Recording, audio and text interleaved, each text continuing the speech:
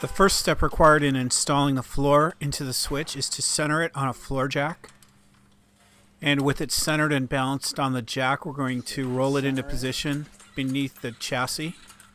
As you can see, the chassis is up on jack stands elevated to a height of about 18 inches.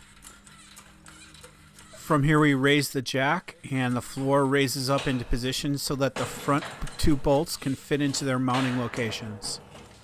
These first two bolts are the initial mounting points for the floor, so we want to get those lined up and inserted into the openings so we can start to connect up the rest of the floor. So once those two bolts are inserted and the floor is lined up, we can go around the perimeter of the floor and insert the other connecting hardware. As you can tell, we're putting the bolts in from the outside in, so the head of the bolt is on the outside of the frame.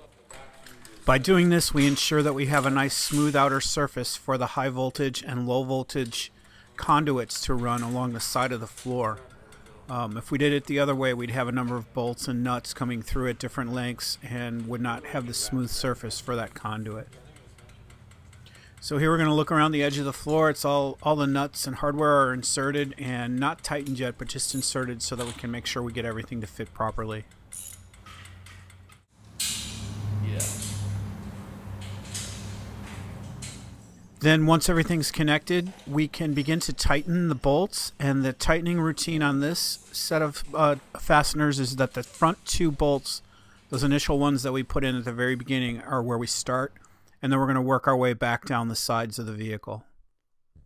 And working our way around, we will tighten everything up, and this is going to complete our installation of the floor into the switch chassis.